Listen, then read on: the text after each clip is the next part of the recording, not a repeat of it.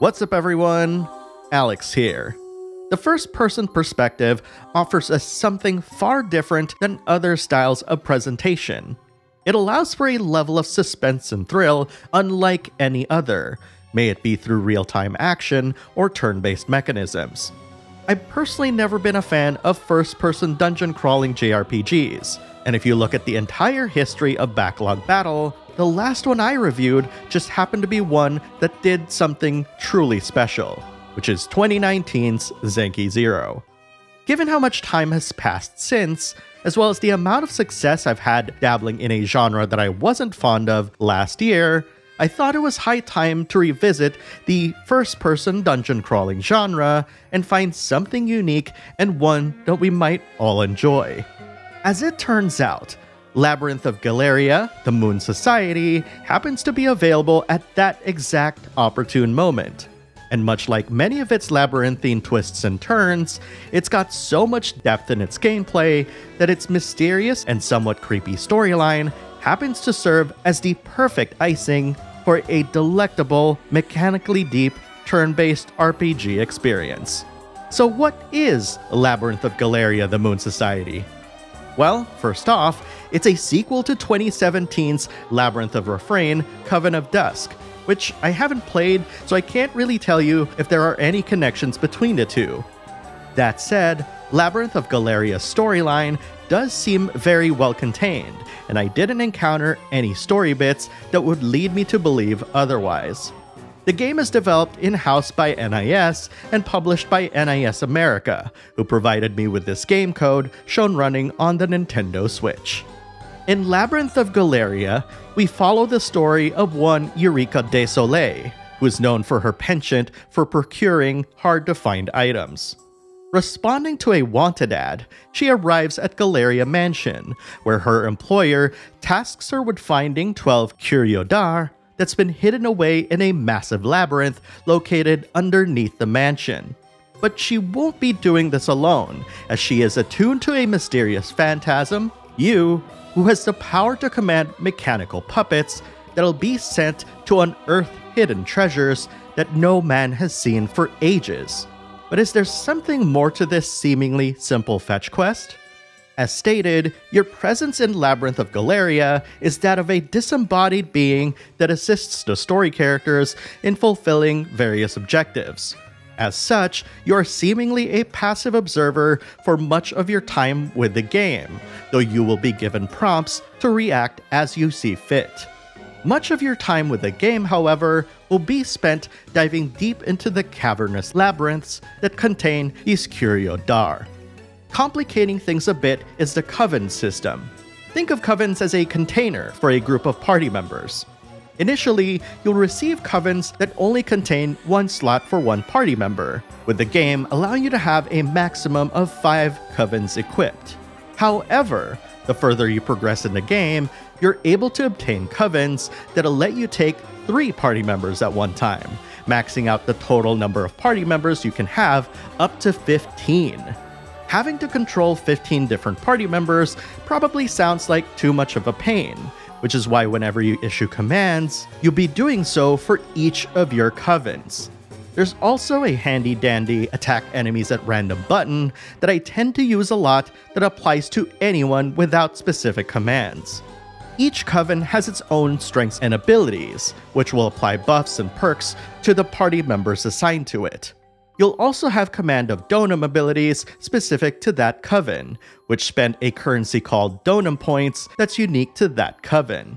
The coven itself can level up and learn new donum abilities, so it's crucial to focus on specific ones. Another way of thinking of covens is like the materia system in Final Fantasy VII, with each coven acting as a weapon with a limited number of materia slots, and any party members you assign to said slots being the materia in this case.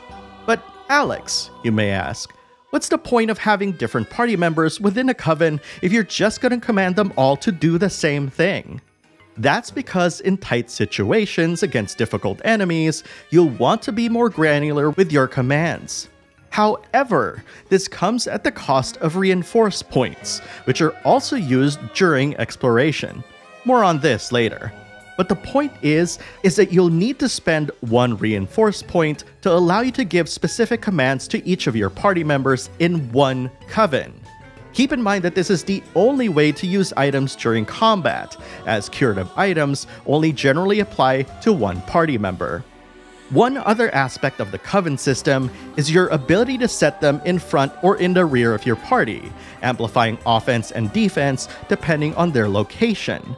In addition to this base behavior, you can also learn formations, which also add a ton of buffs and stat perks depending on how the covens are arranged.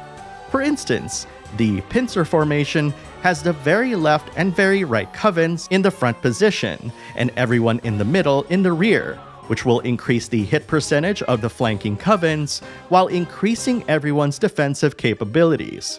This makes the placement of your party members in covens extremely important, as this can mean the difference between being an overwhelming force or facing certain death each time. New to Labyrinth of Galleria is a new stun meter on enemies, as well as new classes and a new liberation meter. The first two are pretty self-explanatory, but the liberation meter is something that builds up every time a coven attacks or receives damage. When full, this gives you access to that coven's secret crests, which can help turn the tide of battle. I'm reluctant in calling this a super meter, because the effects of these crests don't necessarily lead to damage. They're mostly tactical abilities that enhance the party members within that coven, though there are a handful that deal direct damage. This is just a very small sampling of how complex and intricate Labyrinth of Galeria's combat systems are, and it would take a lengthy video to explain every single nuance of the game. Despite its depth, however, I find that the game allows you to freely experiment with its systems without massively dire consequences. Each party member has body parts, for instance, that can break off that you'll need to repair when you get back to base. But I found that if you're careful, you'll be able to ward off the game's earlier challenges and address these issues at the base with relative ease. That said, rushing further and further down into the depths of the labyrinths will have you encountering even more powerful enemies, so it's highly advised to try and map an entire floor within your current capabilities so you can power up your covens and party members. Speaking of, Labyrinth of Galeria's mazes aren't procedurally generated, so you could theoretically have a similar experience alongside a friend who's also playing the game. However, there are many random elements that throw wrenches into this idea.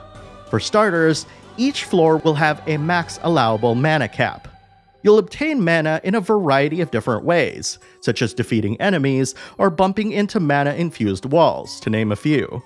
Mana is used for a variety of helpful things at the base, and having a ton of mana during exploration does increase drop rates a fair bit. However, exceeding the allowable mana cap for the current floor will lead to some powerful enemies to spawn, so this is one of those huge risk and reward systems that you'll love tinkering around with. In addition to the mana system, you'll also be going into dungeons with a limited number of reinforce points. As stated earlier, you can use reinforce points to issue specific commands to all members of a coven.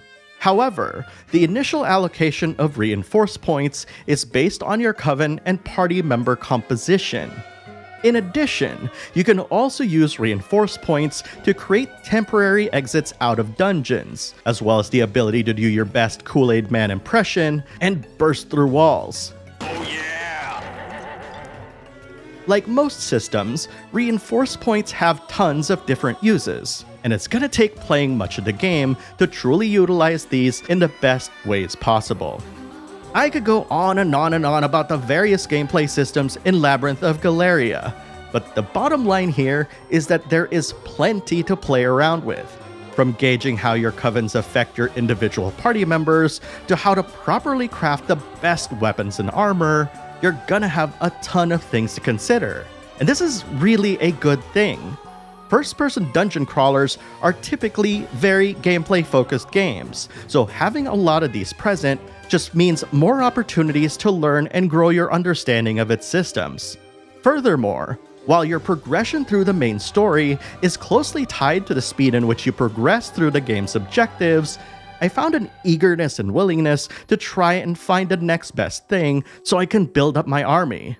And while the game will make it apparent on occasion that you're probably not up to the task on certain floors, that hasn't discouraged me from constantly partaking in my labyrinthine deep dives.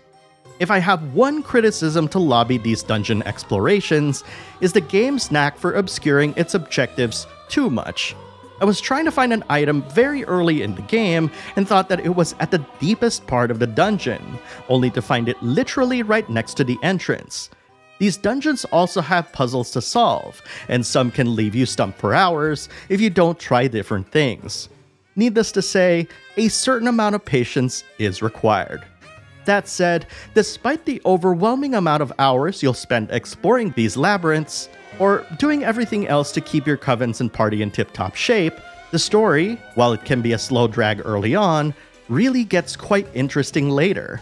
There is a mystery to these Curio d'Art that belies the seeming simplicity of the task in front of you. And every time you wander off as part of the main story, you discover even more pieces to the larger puzzle of its narrative.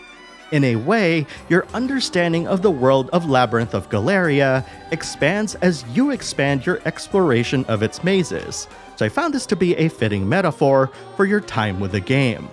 I also want to point out the wonderful soundtrack composed by Tenpei Sato.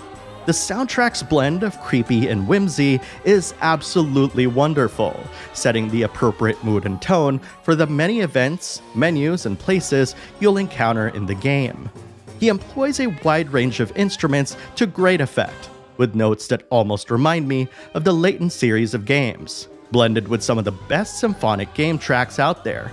Tenpei's got something special with these wonderful tones that sets it apart from his previous work. And as much as I can be largely critical of the massive reuse of textures that first-person dungeon crawlers typically utilize, I was surprised to find myself really enjoying the experience of exploring these mazes. Combined with the unique enemy designs, all done in 2D by the way, Labyrinth of Galeria's sights are a feast for the eyes, despite its mazes' repetitive nature. Its characters pop from the screen, contrasting against the seeming decrepitness of the labyrinths, almost as though it's telling a hidden story in and of itself. It bears repeating that despite my previous foray into the genre, first-person dungeon crawlers aren't usually my bag. And yet, Labyrinth of Galleria, the Moon Society, managed to capture my attention like no other game in the genre. People looking for a deep, turn-based RPG gameplay experience will definitely find lots of things to min-max within the game's systems, in addition to any JRPG fan needing a break from the usual JRPG tropes and formulas, but still wants to play with turn-based combat. Labyrinth of Galleria is one of the unlikely hits of the month, and anyone who decides to try and uncover its shadowy depths will be in for a delightful treat.